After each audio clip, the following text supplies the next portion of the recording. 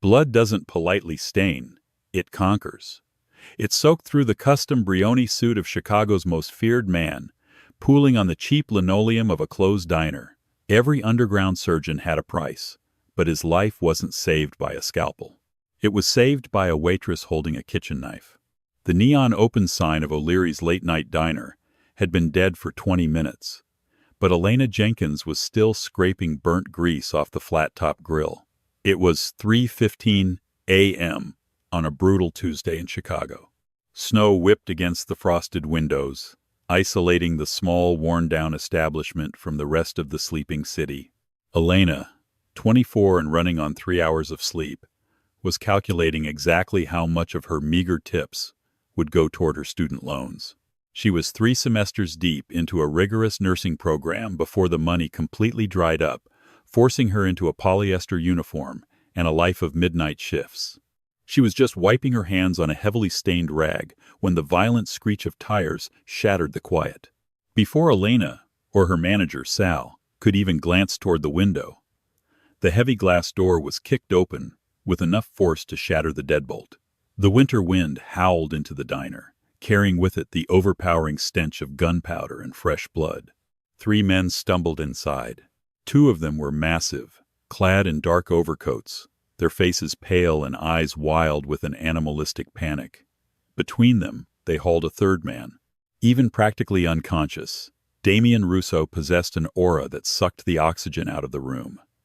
Elena recognized him immediately, not from the news, but from the whispered rumors of the city's underbelly. Damien was the head of the Russo Syndicate, a ghost who controlled the ports, the politicians, and the streets. Now, that ghost was violently mortal.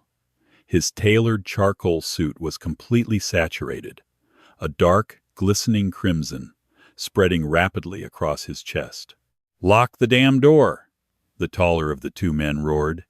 His name was Arthur, Damien's notoriously ruthless enforcer.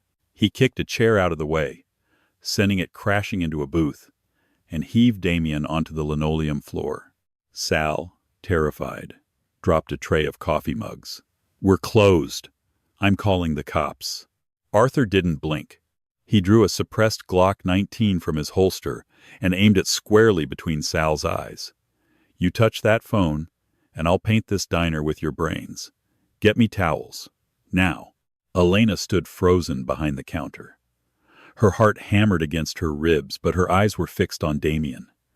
The mob boss was gasping, his chest heaving irregularly, lips turning a dangerous shade of blue. He wasn't just bleeding, he was suffocating. "He's not breathing right," Elena said.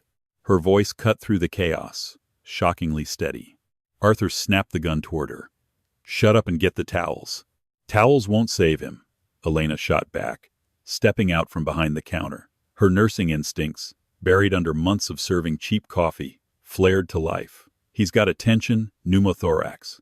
A bullet punctured his lung, and air is trapped in his chest cavity. It's crushing his heart. He has less than 3 minutes before he goes into cardiac arrest." Arthur hesitated, his eyes darting from Elena to Damien, who was now clutching weakly at Arthur's sleeve, his eyes rolling back. "The doc is 10 minutes out. He has to hold on." "He won't make it 2, Elena said, closing the distance. She dropped to her knees beside the most dangerous man in Chicago.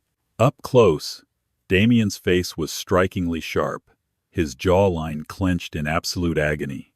"If you want him to live, put the gun down and help me."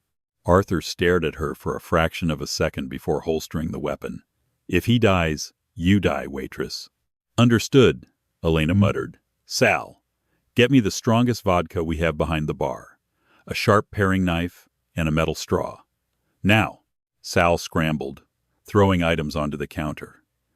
Elena ripped Damien's ruined silk shirt open, exposing his chest. A ragged entry wound sat just above his right pectoral. The skin around it was bloated and tight, subcutaneous emphysema. Air was escaping his lung and filling the tissue. "Hold him down," she ordered Arthur. "This is going to hurt." Elena poured the cheap vodka over the paring knife and the hollow metal straw. She took a deep breath, her hands surprisingly steady. Damien's eyes fluttered open, sharp, dark, and lucid despite the haze of death. He looked up at her, a silent question in his gaze. "I'm going to stab you now," Elena whispered to him. "Don't move." Without waiting for his consent, Elena pressed her fingers against his ribs, locating the second intercostal space. With a swift, forceful motion, she drove the sterilized paring knife into the muscle, creating a small incision. Damien let out a strangled, agonizing groan, his back arching off the floor. Arthur struggled to pin his shoulders down. Before the wound could close, Elena forced the metal straw into the incision. A sharp hiss immediately echoed through the quiet diner, followed by a spray of trapped air and bloody fluid. The pressure release was instantaneous. Damien's chest rapidly deflated to a normal size, and he took a massive, shuddering gasp of air. His color began to return almost immediately. "Good God," Arthur whispered, staring at Elena as if she were a witch. "Don't celebrate yet," Elena warned, her hands coated in Russo blood. She grabbed a roll of heavy-duty plastic wrap Sal used for pastries and a roll of duct tape. "He needs an occlusive dressing so air doesn't get sucked back in." She quickly fashioned a makeshift chest seal, taping down 3 sides of the plastic over the bullet hole to create a one-way valve. She sat back on her heels, wiping sweat from her forehead with a bloody forearm. Damien was breathing evenly, his eyes locked onto her face. He didn't say a word, but the intensity in his gaze made Elena shiver. 5 minutes later, a sleek black Mercedes van screeched to a halt in the alley. A team of men flooded the diner, led by an older man carrying a trauma kit, Dr. Eris Keller, the syndicate's private surgeon. Keller knelt beside Damien, rapidly assessing the makeshift medical work. He looked at the metal straw, the plastic wrap, and then up at Elena in her stained waitress uniform. "Who did this?" Keller demanded. "She did," Arthur grunted, nodding at Elena. Keller shook his head in disbelief. "Clean margins. Perfect decompression. You bought him an hour, sweetheart. He would be dead on this floor without you." The men carefully loaded Damien onto a stretcher. Elena stood up, trembling now that the adrenaline was fading. "You should clean the floor," she told Arthur weakly. "Bleach takes the smell out." Arthur stopped at the door. He looked at the blood on Elena's hands, then at Sal, who was cowering behind the register. "Sal," Arthur said, his voice cold and devoid of emotion. "Here is $10,000 in cash. Pay for the door. Forget we were here." He tossed a thick stack of bills onto a syrup-stained table. Then, Arthur turned his dark eyes to Elena. "You, get your coat." Elena backed away. "No, I saved his life. We're square. I'm not going anywhere." Arthur stepped forward, grabbing her arm with a grip like a steel vise. "The men who shot him are going to retrace his steps. When they find out a waitress kept Damien Russo breathing, they will peel your skin off to send him a message. You're coming with us. Now." Elena looked at Sal, who frantically shook his head, silently begging her not to resist. With a sickening knot in her stomach, Elena grabbed her cheap winter coat. She stepped out of the diner and into the black van, entirely unaware that her old life had just ended, and a terrifying new one had begun. The penthouse atop the Aura Tower in downtown Chicago didn't look like a mob safe house. It looked like a billionaire's fortress. Elena sat rigidly on a white leather sofa that probably cost more than her entire college tuition.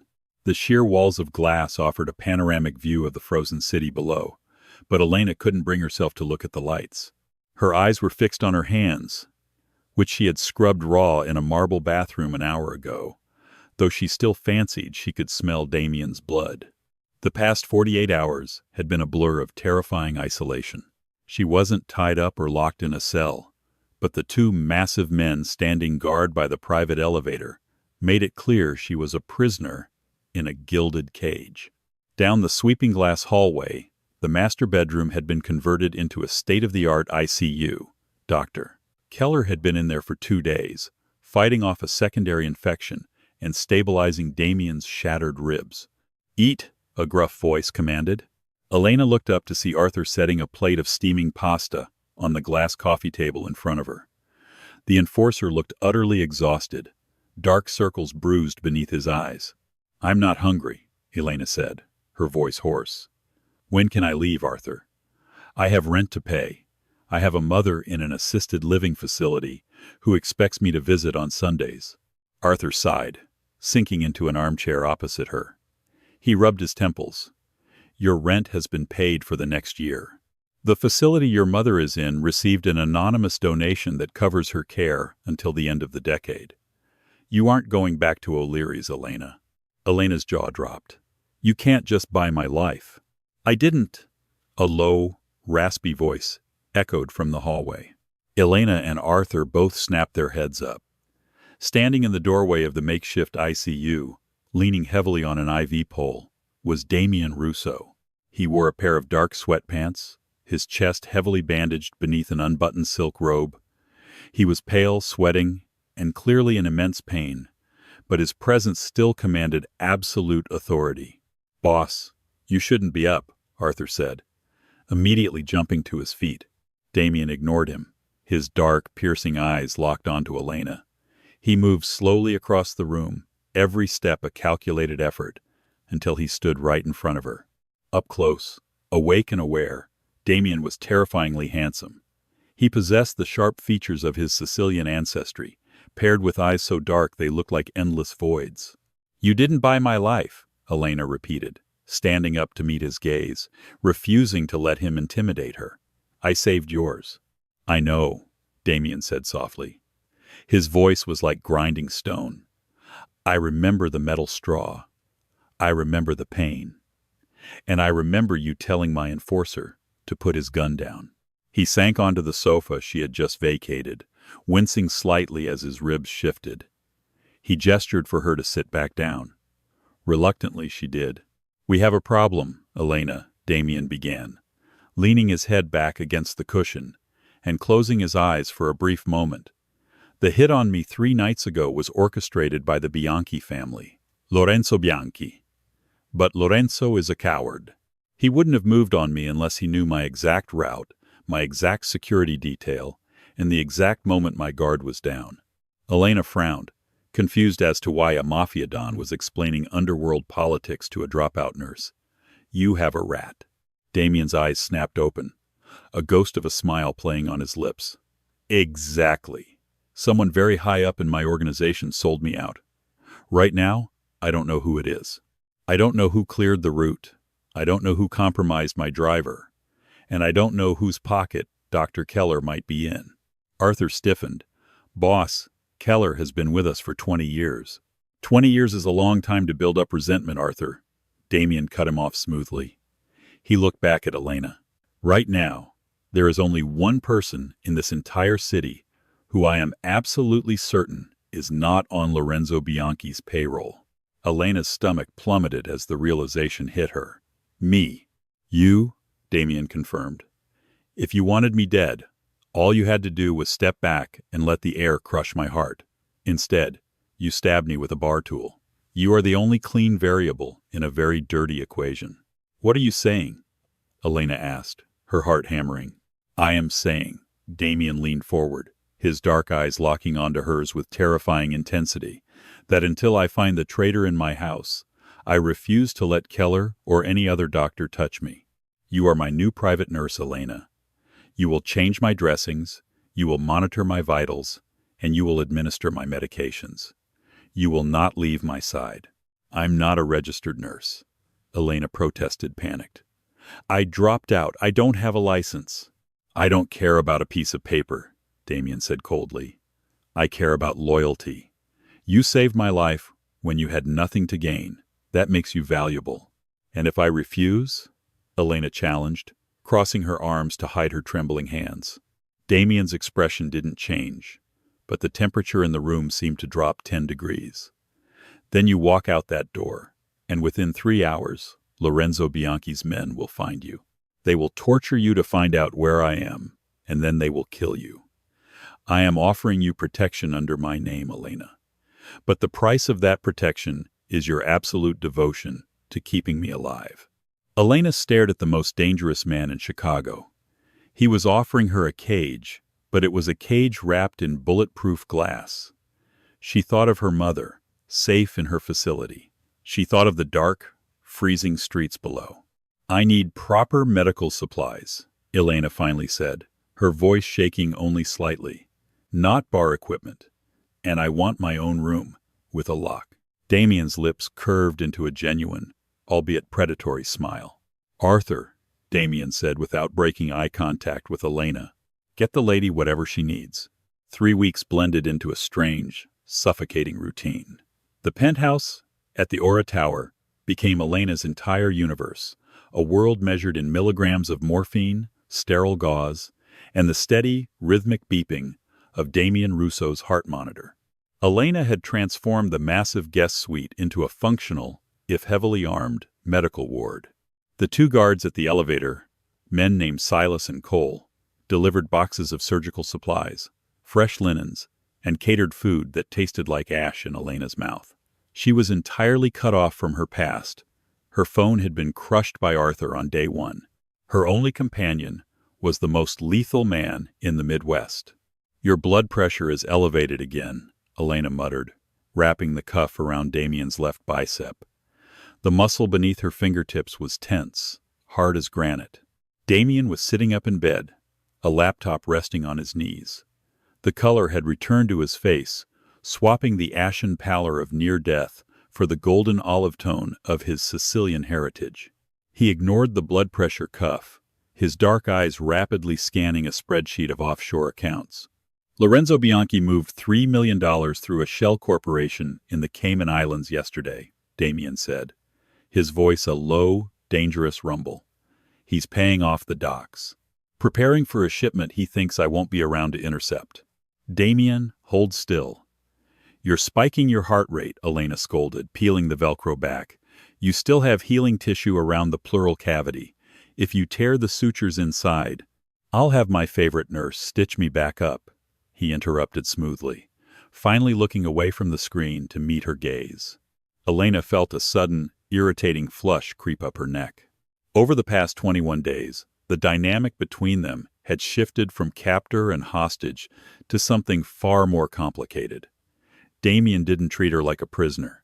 He treated her like an equal, a rare, baffling phenomenon for a man accustomed to absolute obedience. He watched her every movement with an intense, calculating fascination. "I'm not your nurse," Elena deflected, turning away to chart his vitals on a clipboard. "I'm your life insurance policy." "You're the only reason I have a life left to insure," he replied softly. Before Elena could formulate a response to the heavy sincerity in his tone, the heavy oak door of the bedroom pushed open. Arthur stepped inside, his face grim. Behind him was a man Elena hadn't seen before. He was younger than Damien, dressed in a flashy navy blue suit with a diamond lapel pin, his hair slicked back perfectly. He carried an air of arrogant entitlement that instantly set Elena's teeth on edge. "Boss," Arthur announced. "Dominic is here." Damien's posture stiffened infinitesimally. He closed the laptop. "Dom." I told Arthur no visitors until the drain was out of my chest. Dominic Russo, Damien's younger cousin, and the second in command of the syndicate, offered a slick, practiced smile. "I know, D, but the capos are getting restless. Bianchi is running his mouth in the South Side clubs, saying you're on a ventilator, saying the Russo family is bleeding out. I had to see you with my own eyes to know what to tell the men." Dominic's eyes flicked to Elena. A predatory, dismissive smirk crossed his face. "And I see Arthur wasn't lying. You really traded Dr. Keller for a diner waitress." "Elena is the reason I am breathing, Dominic." Damien's voice was dangerously flat. "Watch your tone." Dominic held his hands up in mock surrender. "Just looking out for you, blood. I brought the weekly ledgers for the shipping ports." He reached into his tailored jacket and pulled out a leather-bound folio, tossing it onto the foot of the bed. "And I brought something else.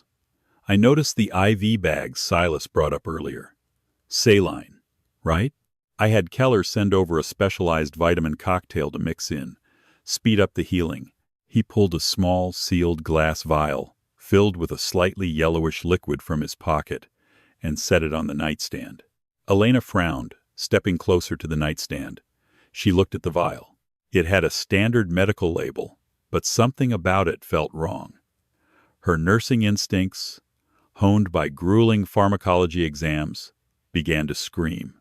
"I have to get back down to the ports," Dominic said, clapping Arthur on the shoulder. "Rest up, Dee. The family needs its king." Once the door clicked shut behind Dominic and Arthur, Elena picked up the vial. She held it up to the light pouring in from the floor-to-ceiling windows. "What is it?" Damien asked, watching her intently. He said, "Doctor." "Keller sent this?" Elena asked, unscrewing the plastic cap and carefully sniffing the edge of the vial. A faint, sharply sweet scent, like bitter almonds mixed with rubbing alcohol, hit her nose. Her blood ran cold. "Damien," Elena whispered, her hands trembling as she set the vial down on the furthest counter. "This isn't a vitamin cocktail. Vitamins B and C, in an IV solution, have a distinct, metallic, almost sulfur-like smell. This smells sweet, like potassium chloride mixed with a masking agent." Damien's eyes darkened into black voids. "Potassium chloride. In a high enough intravenous dose," Elena explained, her voice shaking, "it causes immediate cardiac arrest. It stops the heart. And because it's naturally occurring in the body, it's incredibly difficult to detect in an autopsy unless they are specifically looking for an overdose." A heavy, suffocating silence fell over the bedroom. The pieces clicked together with horrifying clarity. The hit in the diner alley, the exact knowledge of Damien's route, the severed communication lines. "Lorenzo Bianchi didn't orchestrate the hit," Damien said, the realization hitting him like a physical blow. His jaw clenched so tight, Elena thought his teeth might shatter. "It was Dominic, my own blood." The betrayal hung in the air, a toxic, invisible gas. Damien didn't shout. He didn't throw the laptop. The absolute stillness that overtook him was infinitely more terrifying than an outburst of rage. He was a man meticulously calculating the exact method of his cousin's execution. "Arthur," Damien said, hitting the intercom button on his bedside table, "come in here, alone." A moment later, the enforcer stepped in. He took one look at Damien's face and immediately rested his hand on the butt of his holstered weapon. "Boss?" Damien pointed a rigid finger at the glass vial on the counter. "Dominic just tried to stop my heart. He brought me a lethal dose of potassium chloride, disguised as a vitamin drip." Arthur's face drained of color. "Dominic? Boss, he's your blood. He's family." "He is a dead man," Damien corrected, his voice devoid of all human warmth. "He sold out my route to Bianchi, hoping I'd die in the crossfire. When Elena kept me alive, he panicked. He realized Keller couldn't get to me, so he brought the poison himself, hoping my waitress nurse would blindly inject it into my IV." Elena stood by the window, wrapping her arms around herself. The sheer ruthlessness of the world she had been dragged into was suffocating. Dominic had sat there, smiling, calling Damien blood, while casually handing her a loaded syringe. "What are your orders?" Arthur asked, his tone shifting into pure, lethal professionalism. "We are blind in this penthouse," Damien said, finally swinging his legs over the side of the bed. He winced, a sharp hiss of pain escaping his teeth as his healing ribs protested. But he forced himself to stand. If Dominic was bold enough to hand Elena poison, he already has men in this building. He wouldn't leave his succession up to chance. We need to leave. Now. "The helipad on the roof," Arthur suggested. "I can have the pilot here in 10 minutes. "Do it," Damien ordered. He turned to Elena. "Pack your medical bag. Only the essentials. We have 3 minutes before Dominic realizes the poison hasn't worked and sends a hit squad up that elevator." Elena didn't freeze. The adrenaline that had saved Damien's life in the diner surged through her veins once more. She grabbed her tactical trauma bag and began sweeping supplies off the counter. Combat gauze, epinephrine, spare 4 lines, antibiotics, and a portable, automated external defibrillator, AED. "Done," she said, slinging the heavy bag over her shoulder. Damien pulled a sleek, matte black Sig Sauer from a hidden biometric safe in the nightstand. He checked the magazine, chambered a round, and slipped it into the waistband of his sweatpants. He threw on a dark overcoat to conceal his bandages. They moved out of the suite. Silas and Cole were standing by the private elevator. "Boss, you shouldn't be up," Silas started to say.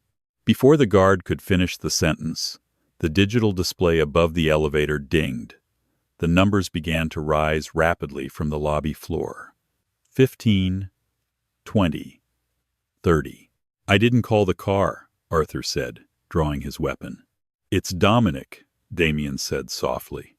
"Stairwell. Now." They abandoned the elevator lobby and burst through the heavy fire doors into the concrete stairwell.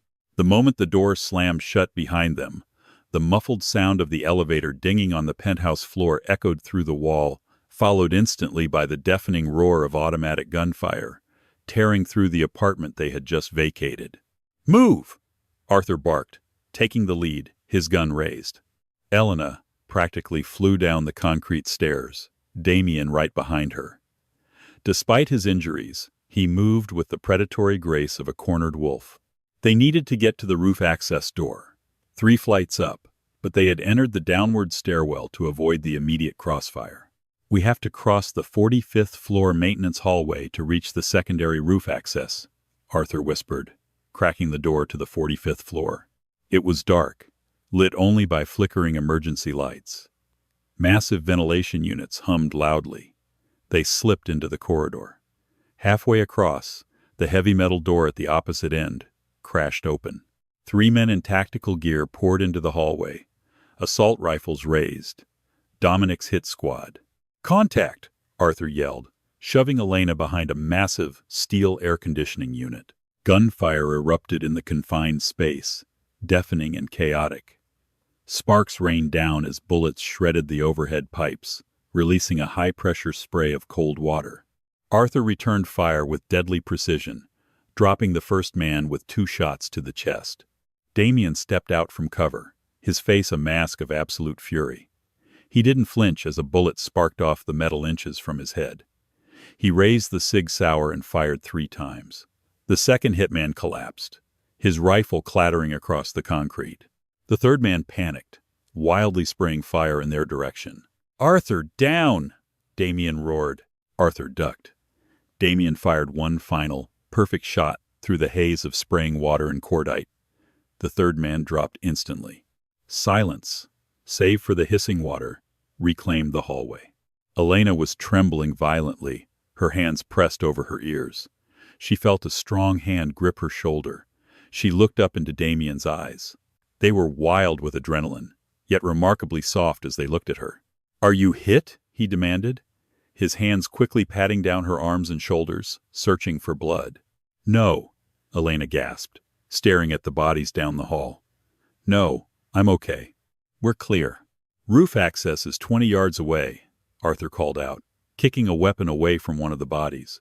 They reached the roof just as the deafening thwack, thwack, thwack of a helicopter's rotors cut through the freezing Chicago night. The private chopper touched down, snow whipping around the landing skids in a chaotic vortex. Arthur ushered them toward the open side door. Elena scrambled in, hauling her heavy medical bag onto the leather seat.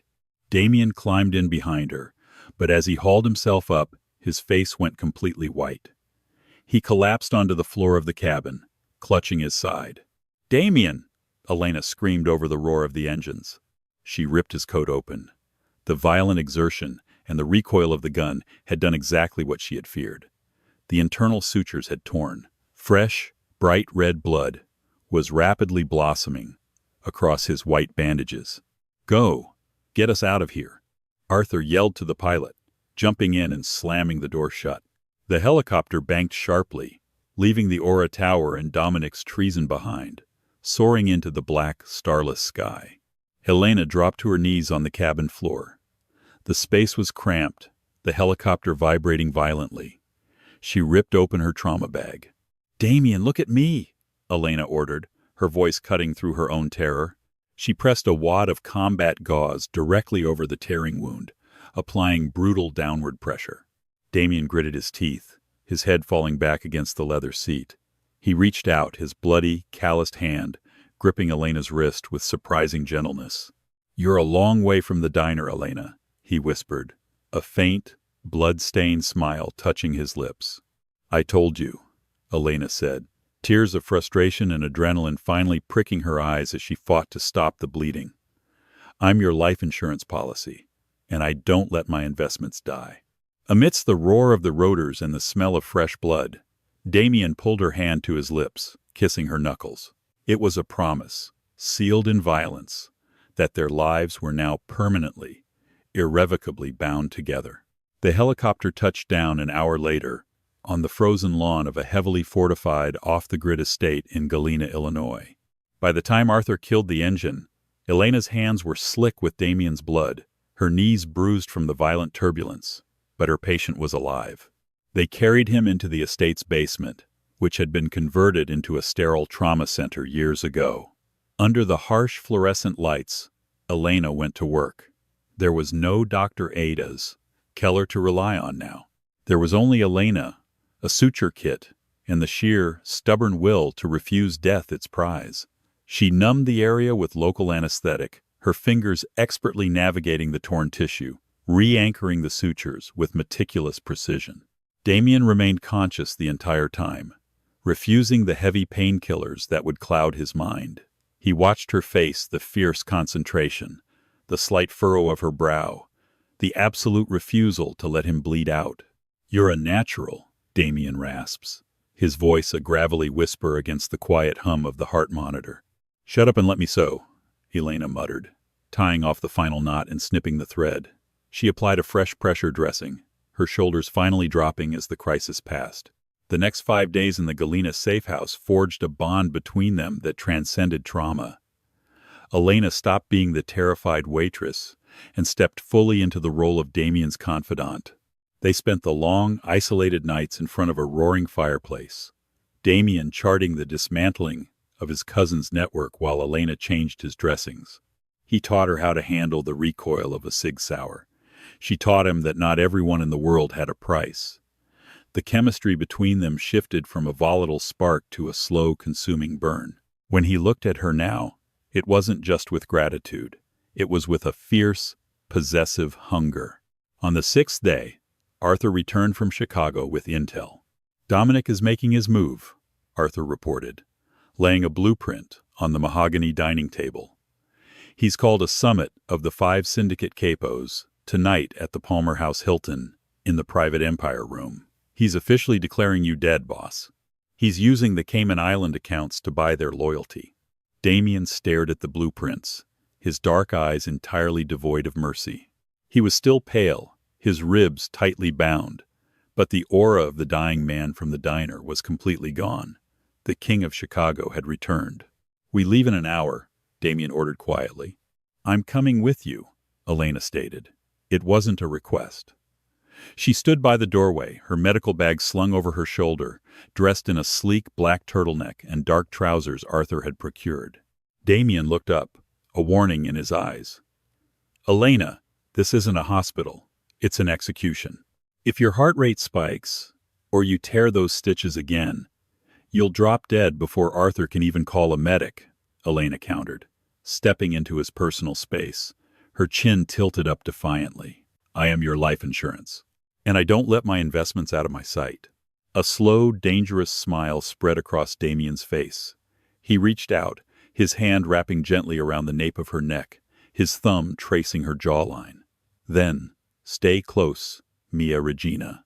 3 hours later, the opulent, gold-leaf doors of the Empire Room at the Palmer House Hilton were locked from the inside. Dominic Russo stood at the head of a long mahogany table, pouring a glass of $2,000 Barolo wine. The 5 capos sat in tense silence. Damien was weak, Dominic lied smoothly, raising his glass. "He let the Bianchi family infiltrate our ports. His death is a tragedy, but it is also an opportunity for new leadership, a sharper blade."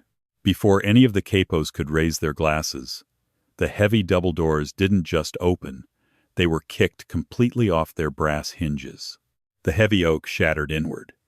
Arthur stepped through the splintered wood first, an assault rifle leveled at the room, followed by 4 of Damien's most loyal enforcers. The capos froze, their hands hovering over their concealed weapons. Then, the ghost walked in. Damien Russo stepped into the Empire room, dressed in a flawless midnight blue suit, leaning slightly on a silver-tipped cane, but radiating pure, lethal dominance. Elena walked exactly one step behind his right shoulder, her eyes sweeping the room with cold calculation. The color instantly drained from Dominic's face. The wine glass slipped from his fingers, shattering on the Persian rug. "Damien, you always did talk too much, Dom," Damien said, his voice echoing in the dead silence of the room. He didn't raise his voice. He didn't have to. The power dynamic shifted so violently that two of the capos immediately stood up and bowed their heads in submission. Damien walked slowly to the head of the table. He reached into his jacket and pulled out the small glass vial of sweet-smelling potassium chloride. He set it gently on the table in front of his trembling cousin. "You forgot your vitamins, Dominic," Damien whispered. Dominic lunged for the gun in his waistband, but Arthur was faster. The enforcer drove the butt of his rifle into Dominic's knee, sending the traitor crashing to the floor with a sickening crunch. Dominic screamed, clutching his shattered leg. Damien didn't even blink. He looked around the table at the terrified capos. "My cousin attempted to poison me while I was recovering from a hit he orchestrated. He failed. The Russo Syndicate is not bleeding out. It is merely shedding its dead weight." Damien looked down at Dominic, who was sobbing on the floor. "Arthur, take him to the docks. Make sure he understands the concept of deep water." "No, Damien, please. Blood, we're blood." Dominic screamed as Arthur dragged him out of the room by his collar. Damien adjusted his cuffs, ignoring the pleas fading down the hallway. He turned back to the capos. "Dinner is served, gentlemen. Sit down." As the men scrambled to take their seats, absolutely terrified into submission, Damien turned to Elena. In the middle of the blood-stained, ruthless world of the Chicago Mafia, he reached out and took her hand. He pulled her forward, pressing a kiss to her knuckles just as he had in the helicopter. But this time, there was no desperation. There was only absolute certainty. He pulled out the chair to his right, the seat of the underboss, the seat of an equal. "Sit, Elena," Damien murmured, his dark eyes locking onto hers, filled with a burning devotion that would terrify anyone else, but made Elena feel entirely at home. She sat down. The diner, the debt, and the fear were gone.